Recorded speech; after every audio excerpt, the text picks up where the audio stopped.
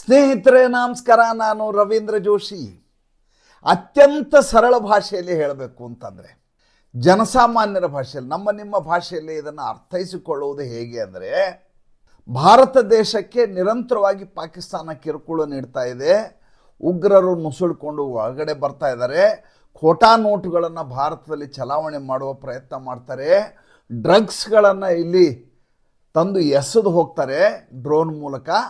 ಆದ್ದರಿಂದ ಪಾಕಿಸ್ತಾನದ ಪ್ರಧಾನಮಂತ್ರಿಯನ್ನು ಭಾರತದ ಮಿಲಿಟರಿ ಹೋಗಿ ಅಟ್ಯಾಕ್ ಮಾಡಿ ಆತನ ಮನೆಯ ಮೇಲೆ ಕಿಡ್ನ್ಯಾಪ್ ಮಾಡ್ಕೊಂಡು ತೆಗೆದುಕೊಂಡು ಬಂದು ಭಾರತದ ಜೈಲಿನಲ್ಲಿ ಇರಿಸುತ್ತದೆ. ಹೇಗಿದೆ ಸ್ವಾಮಿ ಇದು? ಅಥವಾ ಇನ್ನೊಂದು ಉದಾಹರಣೆ ಹೇಳ್ತೀನಿ. ಬಾಂಗ್ಲಾದೇಶದಲ್ಲಿರುವ ಹಿಂದೂಗಳ ಮೇಲೆ ನಿರಂತರವಾಗಿ ದಾಳಿ ಆಗ್ತಾ ಇದೆ. ಬಾಂಗ್ಲಾದೇಶದಲ್ಲಿರುವಂಥ ಜನ ಅಕ್ರಮವಾಗಿ ವಲಸಿಗರಾಗಿ ಭಾರತದ ಒಳಗಡೆ ನುಗ್ತಾ ಇದ್ದಾರೆ. ಭಾರತದ ಒಳಗಡೆ ನಿರಂತರವಾಗಿ ಅಲ್ಲಿಂದ ಡ್ರಗ್ಗಳನ್ನು ಇಲ್ಲಿಗೆ ಸರಬರಾಜು ಮಾಡಲಾಗ್ತಾ ಇದೆ. ಆದ್ದರಿಂದ ಢಾಕಾದ ಮನೆಗೆ ನುಗ್ಗಿ ಅಲ್ಲಿಯ ಈಗ ಇರುವಂಥ ವಿಶೇಷ ಸಲಹೆಗಾರ ಯೂನಸ್ನನ್ನು ಎತ್ತಾಕೊಂಡು ಬರುತ್ತೆ ಭಾರತದ ಸೈನ್ಯ. ಇದಕ್ಕೇನಂತ ಕರಿತೀರಿ? ಇದು ದಾದಾಗಿರಿ ಅಲ್ಲದೆ, ಗೂಂಡಾಗಿರಿ ಅಲ್ಲದೆ, ಇದು ರಾಜಕೀಯವಾದಂಥ ಕಾರ್ಯತಂತ್ರ, ಕಾರ್ಯಾಚರಣೆ ಅಥವಾ ಯುದ್ಧ ಅಂತ ನಿಮಗೇನಾದರೂ ಅನಿಸುತ್ತಾ? ಈ ರೀತಿಯ ಕಾರ್ಯಾಚರಣೆಯನ್ನು ಡೊನಾಲ್ಡ್ ಟ್ರಂಪ್ ಅವರು ವೆನಿಜುವಾಲಾದ ಅಧ್ಯಕ್ಷನ ಜೊತೆ ಮಾಡಿದ್ದಾರೆ. ಅಲ್ಲಿ ಅಧ್ಯಕ್ಷರಾದಂಥ ನಿಕೋಲಾಸ್ ಮದುರೋ ಮತ್ತು ಅವರ ಪತ್ನಿ ಸಿಲಿಯಾ ಫ್ಲಾರೆಸ್ ಅವರಿಬ್ಬರನ್ನು ಇದೇ ರೀತಿ ಭಾರತೀಯ ಕಾಲಮಾನಕ್ಕೆ ಅನುಗುಣವಾಗಿ 11:30 ರಾತ್ರಿಗೆ 2ನೇ ತಾರೀಕು ಎತ್ತಾಕೊಂಡು ಬರ್ತಾರೆ, ಕಿಡ್ನ್ಯಾಪ್ ಮಾಡ್ತಾರೆ.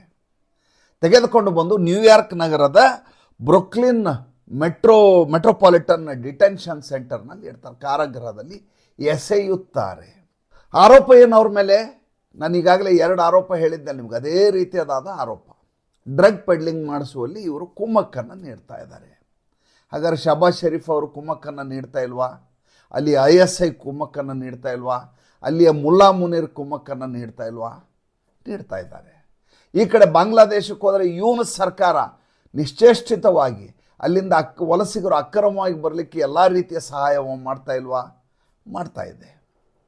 ಹಾಗಾದರೆ ಡೊನಾಲ್ಡ್ ಟ್ರಂಪ್ ಮಾಡಿದ ಕಾರ್ಯಾಚರಣೆಯನ್ನೇ ಬೇರೆ ದೇಶಗಳು ಕೂಡ ತಮ್ಮ ಎದುರಿಗಿರುವಂಥ, ತಮ್ಮ ಪಕ್ಕದಲ್ಲಿರುವಂಥ ಶತ್ರು ರಾಷ್ಟ್ರಗಳಿಗೆ ಮಾಡಬಹುದಾ? ಇದೊಂದು ಸದ್ಯದ ಜಿಜ್ಞಾಸೆ. ಜಗತ್ತಿನಲ್ಲಿ ತಲ್ಲಣವನ್ನುಂಟು ಮಾಡಿದಂಥ ವಿಚಾರ ಇದು ಯಾವುದೋ ಯುದ್ಧವಲ್ಲ. ಇದು ಗೂಂಡಾಗಿರಿ. ಇದು ಯಾವ ರೀತಿಯ ಕಾರ್ಯಾಚರಣೆ ಅಂದರೆ, ವೆನಿಜುವಲಾದ ರಾಷ್ಟ್ರಪತಿಯ ನಿವಾಸದಲ್ಲಿ ದಂಪತಿಗಳನ್ನು ಬಂಧಿಸಿದರೂ ಕೂಡ ಆತನ ಭದ್ರತಾ ಪಡೆ ಒಂದೇ ಒಂದು ಗುಂಡನ್ನು ಹಾರಿಸೋದಿಲ್ಲ. ಆದರೆ ಅಮೆರಿಕದವರು ನಡೆಸಿದಂಥ ಬಾಂಬ್ ದಾಳಿಗೆ 40 ಜನ ಹತರಾಗುತ್ತಾರೆ. ಇಡೀ ದೇಶದ ಕರೆಂಟ್ ತೆಗೆಯಲಾಗತ್ತೆ. ಇಡೀ ದೇಶದ ವ್ಯವಸ್ಥೆಯನ್ನು, ಏರ್ ಡಿಫೆನ್ಸ್ ಸಿಸ್ಟಮ್ಮು ಯಾವುದೇ ರೀತಿ ಕೆಲಸ ಮಾಡೋದಿಲ್ಲ. ಅಂಥದ್ದೊಂದು ದಾಳಿಯನ್ನು ಅಮೇರಿಕ ಗೊತ್ತೇ ಆಗಲಾರದ ಹಾಗೆ ರಹಸ್ಯಾತ್ಮಕವಾಗಿ ಮಾಡುತ್ತೆ. ಹಾಗೆ ನೋಡಿದರೆ ಇದು 16 ತಿಂಗಳ ಹಿಂದೆಯೇ ನಡೆಯಬೇಕಾದಂಥ ಕಾರ್ಯಾಚರಣೆ. ಆವಾಗ ಅಮೇರಿಕೆಯ ಏಜೆಂಟರು ಈತನ ಮದುರೋನ ವಿಶೇಷ ವಿಮಾನ ಏನಿದೆ ಅದರ ಪೈಲಟ್ಟನ ಜೊತೆ ಒಂದು ವ್ಯವಹಾರ ಅನ್ನಿಸ್ತಾರೆ. ನೀನೊಂದು ಕೆಲಸ ಮಾಡು, ನಿಮ್ಮ ರಾಷ್ಟ್ರಪತಿಯವರು ಯಾವಾಗ ವಿಶೇಷ ವಿಮಾನದಲ್ಲಿ ಕುಳಿತು ಒಂದು ಪ್ರದೇಶಕ್ಕೆ ಹೊರಡ್ತಾರೋ ಆವಾಗ ನಾವು ಹೇಳಿದ ಡೈರೆಕ್ಷನಲ್ಲಿ ಹೋಗಿ ಅಮೇರಿಕಾದಲ್ಲಿ ನಾವು ಹೇಳಿದಲ್ಲಿ ತಂದು ಇಳಿಸ್ಬಿಡು. ನಿನಗೆ ಎಷ್ಟು ದುಡ್ಡು ಬೇಕೋ ಅಷ್ಟು ದುಡ್ಡು ನಾವು ಕೊಡ್ತೀವಿ. ನಿನ್ನನ್ನು ರಾತ್ರೋರಾತ್ರಿ ಶ್ರೀಮಂತರನ್ನಾಗಿಸ್ಬಿಡ್ತೀವಿ. ನೀವು ಬೇರೆ ಏನೂ ಮಾಡೋಂಗಿಲ್ಲ.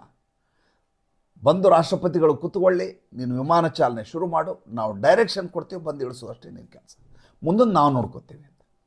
ಆತ ಹೇಳ್ತಾನೆ, ದುಡ್ಡಿನ ಸಿಗನ ಅಂತ ಕೆಲಸ ಮಾಡೋದಿಲ್ಲ, ನನಗೆ ಭದ್ರತೆ ಜವಾಬ್ದಾರಿ ಇದೆ, ನಾನು ಇದಕ್ಕೆ ಒಪ್ಪಿಕೊಳ್ಳೋದಿಲ್ಲ ಅಂತ ಪದೇ ಪದೇ ಆತನ ಮೇಲೆ ಒತ್ತಡ ಹೇರಲಾಗುತ್ತೆ. ಅದನ್ನು ಈಗ ಎಕ್ಸ್ಪೋಸ್ ಮಾಡಲಾಗಿದೆ.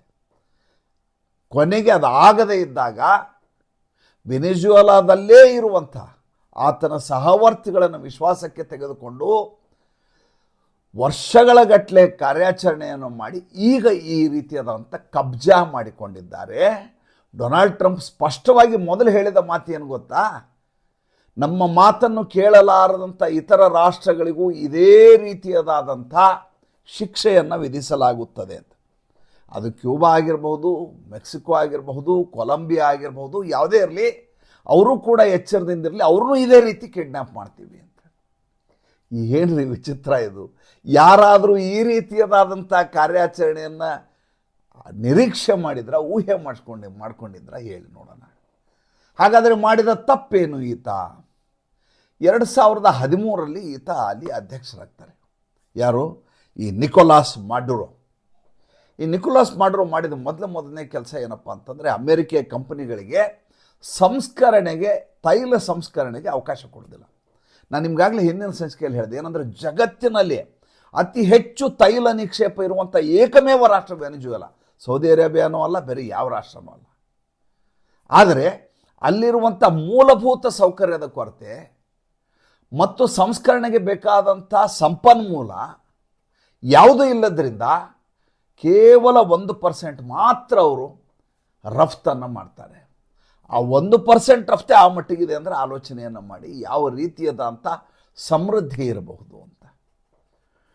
ಇದೊಂದೇ ಮಾತನ್ನು ಡೊನಾಲ್ಡ್ ಟ್ರಂಪ್ ಹೇಳಿಲ್ಲ. ಡೊನಾಲ್ಡ್ ಟ್ರಂಪ್ ಇನ್ನೊಂದು ಮಾತು ಹೇಳಿದರು. ಏನಂತ? ಈಗ ಏನು ಅಲ್ಲಿ ತೈಲ ನಿಕ್ಷೇಪಗಳ ಸಂಸ್ಕರಣೆ ಆಗುತ್ತೋ ಅದನ್ನು ಅಮೆರಿಕೆಯ ಕಂಪನಿಗಳ ಮೂಲಕ 3 ಪಟ್ಟು ಹೆಚ್ಚು ಸಂಸ್ಕರಣೆಯನ್ನು ಮಾಡಲಾಗತ್ತೆ, ಅದನ್ನು ರಫ್ತು ಮಾಡಲಾಗತ್ತೆ. ಸರ್ಕಾರ ನಮ್ಮ ಕಬ್ಜಾದಲ್ಲಿರುತ್ತೆ, ನಮ್ಮ ಹಿಡಿತದಲ್ಲಿರುತ್ತೆ, ನಮ್ಮ ಹತೋಟಿಯಲ್ಲಿರುತ್ತೆ, ನಾವೇ ಸರ್ಕಾರವನ್ನು ನೋಡ್ಕೋತೀವಿ. ಏನು ವಿಚಿತ್ರ ನೋಡ್ರಿ. ಈಗ ಅಲ್ಲಿ ಸುಪ್ರೀಂ ಕೋರ್ಟು ಡಾಲ್ಸಿ ರೋಡ್ರಿಗ್ಸ್ ಅನ್ನೋ ಮಹಿಳೆಗೆ ರಾಷ್ಟ್ರಪತಿ ಹುದ್ದೆಯನ್ನು ಕೊಟ್ಟಿದ್ದಾರೆ. ಉಪರಾಷ್ಟ್ರಪತಿ ಇದ್ದರು, ಉಪರಾಷ್ಟ್ರಪತಿ ಹುದ್ದೆಯಿಂದ ರಾಷ್ಟ್ರಪತಿ ಆಗಿದ್ದಾರೆ ಹಂಗಾಮಿಯಾಗಿ. ಆದರೆ ಸರ್ಕಾರ ನೋಡ್ಕೊಳ್ಳೋದು ಯಾರು? ಡೊನಾಲ್ಡ್ ಟ್ರಂಪ್ ನೋಡ್ಕೋತಾರಂತೆ. ಯಾಕೆ ನೋಡ್ಕೋತಾರೆ? ಏಕೆಂದರೆ ಅಂಥ ಸಂಪನ್ಮೂಲ ಇರುವಂಥ ರಾಷ್ಟ್ರ, ಆತನಿಗೆ ವ್ಯಾಪಾರ ಮಾಡಬೇಕು, ಲೂಟಿ ಮಾಡಬೇಕು, ದರೋಡೆ ಮಾಡಬೇಕು, ಅದಕ್ಕೆ ಯಾವುದೇ ರೀತಿಯಾದಂಥ ಕಾನೂನಾತ್ಮಕವಾದಂಥ ಸಹಿ, ಅನುಮತಿ, ಅನುಮೋದನೆ ಯಾವುದು ಬೇಕಾಗಿಲ್ಲ, ತನಗಿಷ್ಟ ಬಂದ ಹಾಗೆ ಮಾಡೋದು. ಈಗ ವಿಚಾರಣೆ ಶುರು ಮಾಡ್ತೀವಿ ಅಂತ ಹೇಳಿದ್ದಾರೆ. ವಿಚಾರಣೆ ಎಲ್ಲಿ ಮಾಡ್ತೀರಿ? ನ್ಯೂಯಾರ್ಕಲ್ಲಿ ಮಾಡಿದರೆ ಅಲ್ಲಿ ಡೆಮೊಕ್ರೆಟಿಕ್ ಅವರ ಅಧ್ಯಕ್ಷ ಆಡಳಿತ ಇದೆ, ಮಾಡೋಂಗಿಲ್ಲ. ಫ್ಲೋರಿಡಾದಲ್ಲಿ ಮಾಡಬೇಕು. ಆಲೋಚನೆ ನೋಡಿ ಹೇಗೆ ಶುರು ಆಗ್ತವೆ ಅಂತೇಳಿ. ಹಿಂದೆ ಈ ಸಿರಿಯಾದಲ್ಲಿ ಮಾಡಿದ್ರಲ್ಲ, ಅಲ್ ಅಸದನ ಸರ್ಕಾರವನ್ನು ರಾತ್ರೋರಾತ್ರಿ ಕಿತ್ತೋಗಿದ್ರು. ತಂದು ಕೂಡಿಸಿದ್ಯಾರನ್ನ? ಮತ್ತೊಬ್ಬ ಉಗ್ರನನ್ನು ಅಲ್ಲಿ ಆಡಳಿತ ಮಾಡಲಿಕ್ಕೆ ಕೂಡಿಸಿದ್ರು. ಬೇರೆ ರಾಷ್ಟ್ರಗಳ ಆಂತರಿಕ ವಿಚಾರದಲ್ಲಿ ಇವ್ರಿಗೆ ಯಾಕೆ ಆಸಕ್ತಿ ಅಂತ ನನ್ನ ಪ್ರಶ್ನೆ. ಬಾಂಗ್ಲಾದೇಶದಲ್ಲಿ ಗೃಹ ಯುದ್ಧ ಮಾಡಿಸಿದ್ರು, ತಮ್ಮ ವ್ಯಕ್ತಿಯನ್ನು ತಂದು ಕೂಡಿಸಿದ್ರು. ಯಾರು ಆ ದೇಶದ ಪ್ರಜೆಯೇ ಅಲ್ವೋ, ಯಾರ ಕಡೆ ಬಾಂಗ್ಲಾದೇಶದ ಪೌರತ್ವದ ಪತ್ರವೇ ಇಲ್ಲವೋ, ಯಾರು ಫ್ರಾನ್ಸ್ ಮತ್ತು ಅಮೇರಿಕೆಯ ಪೌರತ್ವವನ್ನು ಹೊಂದಿದಾರೋ ಆತನನ್ನು ಅಲ್ಲಿ ಸರ್ಕಾರ ನಡೆಸಲಿಕ್ಕೆ ಬಿಟ್ಟರು ಬಾಂಗ್ಲಾದೇಶದಲ್ಲಿ. ಎಲ್ಲಿಯಾದರೂ ಇದಕ್ಕೆ ಕಾನೂನಿನ ಸಮ್ಮತಿ ಇರಲಿಕ್ಕೆ ಸಾಧ್ಯವೋ ನಂಗೆ ದಯವಿಟ್ಟು ಹೇಳಿ. ಹಾಗಾದರೆ ಈ ರೀತಿಯ ಕಾರ್ಯಾಚರಣೆ ಮಾಡಬಹುದಾ? ಈ ರೀತಿಯ ಕಾರ್ಯಾಚರಣೆಯನ್ನು ಮಾಡಬಾರದು ಅಂತ ಸ್ವತಃ ವಿಶ್ವಸಂಸ್ಥೆಯ ಭದ್ರತಾ ಮಂಡಳಿ ಹೇಳುತ್ತೆ. ಅದು ಹೇಳುತ್ತೆ ನಮ್ಮ ಅನುಮತಿಯನ್ನು ಪಡೆದು ಇಂಥ ಕೆಲಸ ಮಾಡಬೇಕು. ಒಂದು. ಎರಡದ್ದು, ಆ ರಾಷ್ಟ್ರದ ಸಂಸತ್ತು ಇದಕ್ಕೆ ಒಪ್ಪಿಗೆಯನ್ನು ಕೊಡಬೇಕು, ಅನುಮತಿಯನ್ನು ಕೊಡಬೇಕು. ಅನುಮತಿಯನ್ನು ಕೊಡದೇ ಇರುವ ಸಂದರ್ಭದಲ್ಲಿ ಇದರಲ್ಲಿ ಒಂದು ಅಪವಾದ ಇರುತ್ತೆ. ಅವಾಗಲೂ ಎಲ್ಲ ಕಾನೂನಿಗೂ ಒಂದು ಅಪವಾದ ಇರುತ್ತೆ. ಏನಪ್ಪ ಅಂತಂದರೆ, ದೇಶದ ಸಾರ್ವಭೌಮತೆಗಾಗಿ, ಸಮಗ್ರತೆಗಾಗಿ ಮತ್ತು ಭದ್ರತೆಯ ದೃಷ್ಟಿಯಿಂದ ರಾಷ್ಟ್ರಪತಿಯಾದ ವ್ಯಕ್ತಿ ತನ್ನ ವಿಶೇಷ ಅಧಿಕಾರವನ್ನು ಬಳಸ್ಬೋದು ಅಂತ ಇರುತ್ತೆ. ಇದನ್ನೇ ದುರುಪಯೋಗ ಮಾಡ್ಕೊಳ್ಳೋದು ಈ ಡೊನಾಲ್ಡ್ ಟ್ರಂಪ್. ಡೊನಾಲ್ಡ್ ಟ್ರಂಪ್ಗೆ ವ್ಯಾಪಾರ ಆಗಬೇಕು. ಡೊನಾಲ್ಡ್ ಟ್ರಂಪು ತನ್ನ ಹಿಡಿತವನ್ನು ಮೀರಿ ಯಾವ ರಾಷ್ಟ್ರವೂ ಮುಂದೆ ಹೋಗಬಾರ್ದು. ಅದಕ್ಕೆ ಆತ ಈಗ ಧಮಕಿ ಹಾಕಿರೋದು ಕೊಲಂಬಿಯಾಗೆ, ಮೆಕ್ಸಿಕೋಗೆ. ಅಂದರೆ ಇದೇ ಕಾರ್ಯಾಚರಣೆಯನ್ನು ಖಂಡಿತವಾಗಿ ಆ ರಾಷ್ಟ್ರದ ಮೇಲೆ ಮಾಡಲಿಕ್ಕೆ ಈಗಾಗಲೇ CIA ತಯಾರಿ ಮಾಡ್ಕೊಂಡಿದ್ದಾರೆ ಅನ್ನೋದನ್ನು ನೀವು 100% ಸಿದ್ಧ ಬರೆದಿಟ್ಕೊಂಬೇಡಿ. ಹಾಗಾದ್ರೆ ಭಾರತಕ್ಕೇನಾದರೂ ಈತನಿಂದ ತೊಂದರೆ ಇದೆಯಾ? ನಮ್ಮದು ಅವ್ರದ್ದು ಈಗ ಆಗಲ್ವಲ್ಲ ಇಬ್ಬರಿಗೂ. 36 ಆಕಡ ಅಂತಾರೆ ಹಿಂದಿನಲ್ಲಿ, ಅದು 3 ಇದು 6, ಒಂದಕ್ಕೊಂದು ಮುಖಾನೇ ಕಾಣೋದು 36. ಹಂಗೆ ನಮ್ಮೆಲ್ಲೂ ಹಿಂಗೆ ಮಾಡ್ಬೋದು? ಸಾಧ್ಯವೇ ಇಲ್ಲ. ಭಾರತದ ವಿರುದ್ಧ ಈ ರೀತಿಯಾದಂಥ ಆಲೋಚನೆಯನ್ನು ಕೂಡ ಆತ ಮಾಡಲಿಕ್ಕೆ ಸಾಧ್ಯ ಇಲ್ಲ. ಭಾರತ ಅಷ್ಟು ತನ್ನ ಭದ್ರತೆಯ ವಿಷಯದಲ್ಲಿ ಸಾಲಿಡ್ ಆಗಿರುವಂಥ ರಾಷ್ಟ್ರ. ಆ ರೀತಿ ವಿಪಕ್ಷದವರು ಕನಸು ಕಂಡ್ರೆ ಅದು ಸಾಧ್ಯವಿಲ್ಲದ ಮಾತು. ವಿಪಕ್ಷದವರು ಪ್ರತಿ ಬಾರಿಯೂ ಅಂತ ಕನಸು ಕಾಣ್ತಾರೆ. ಬಾಂಗ್ಲಾದೇಶದಲ್ಲಿ ಯಾವಾಗ ಗೃಹ ಯುದ್ಧ ಶುರುವಾಗತ್ತೋ ಭಾರತದಲ್ಲಿಯೂ ಇದು ಆಗತ್ತೆ ಅಂತ ಕನಸು ಕಾಣಲಿಕ್ಕೆ ಶುರು ಮಾಡಿಬಿಟ್ರು. ಈ ಕಡೆ ಅದು ಸಲ್ಮಾನ್ ಖುರ್ಷಿದ್. ಇಲ್ಲಿ ನೇಪಾಳದಲ್ಲಿ ಜಂಜಿ ಗಲಾಟೆ ಆದ ತಕ್ಷಣ ರಾಹುಲ್ ಗಾಂಧಿ ಅವರು ಭಾರತ ದೇಶದಲ್ಲಿಯೂ ಇದೇ ರೀತಿಯಾದಂಥ ಕಾರ್ಯಾಚರಣೆ ಆಗಬೇಕು, ಇಲ್ಲಿ ಯುವಕರು ಬೀದಿಗಿಳಬೇಕು, ಸ್ಟ್ರೀಟ್ ಫೈಟ್ ಮಾಡಬೇಕು ಅಂತ ಶುರು ಮಾಡಿದರು. ಯಾವಾಗ ಡೊನಾಲ್ಡ್ ಟ್ರಂಪ್ ಈ ರೀತಿಯ ದಾಳಿ ಮಾಡಿದ್ನೋ ಭಾರತದ ಮೇಲೂ ಮಾಡಿಬಿಡ್ಬೋದಲ್ಲ, ನರೇಂದ್ರ ಮೋದಿ ಜೊತೆ ಆಗಲ್ಲ ಅಂತ ಬಾಲಿಶವಾದಂಥ ಹೇಳಿಕೆಗಳನ್ನು ಯಾರು ಬೇಕಾದ್ರೂ ಕೊಡಬಹುದು. ಆದರೆ ಭಾರತದ ಮಿಲಿಟ್ರಿ ಮತ್ತು ಭಾರತದ ವಿದೇಶಾಂಗ ನೀತಿ ಮತ್ತು ಭಾರತದಲ್ಲಿರುವಂಥ ಆಡಳಿತ, ಭಾರತದಲ್ಲಿರುವ ಈಗಿರುವ ಸರ್ಕಾರ ಈ ರೀತಿ ಕನಸಿನಲ್ಲಿ ಆಲೋಚನೆ ಮಾಡಲಿಕ್ಕೂ ಕೂಡ ಆತನಿಗೆ ಬಿಡೋದು. ಕನಸಿನಲ್ಲಿ ಯಾರಾದರೂ ಆ ರೀತಿ ಕನಸು ಕಂಡಿದ್ರೆ ಸಾಧ್ಯ ಇಲ್ಲದ ಮತ್ತು ಇದು 30 ಟ್ರಿಲಿಯನ್ ಎಕಾನಮಿ ಅವ್ರದ್ದು ಇದ್ರೂ ಇರಬಹುದು. ಅಮೇರಿಕಾದ 30 ಟ್ರಿಲಿಯನ್ ಎಕಾನಮಿ ಅದು. ಆಮೇಲೆ 800 ಕಡೆ ಮಿಲಿಟ್ರಿ ಬೇಸ್ ಇದಾವೆ. 800 ಕಡೆ ಜಗತ್ತಿನ ಎಲ್ಲ ಭಾಗಗಳಲ್ಲಿ ಮಿಲಿಟರಿ ಬೇಸ್ ಇದಾವೆ. ಎಲ್ಲವೂ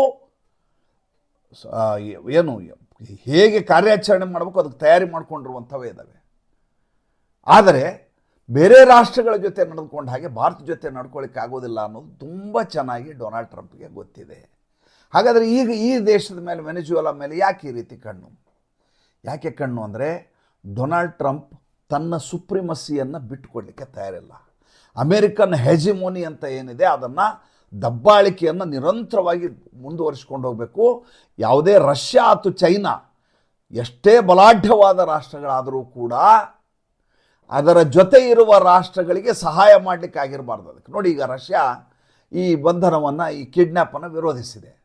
ಹಾಗಂತ ರಷ್ಯಾ ಹೋಗಿ ದಾಳಿ ಮಾಡಲಿಕ್ಕೆ ಸಾಧ್ಯನಾ ಅಮೆರಿಕೆಯ ಮೇಲೆ?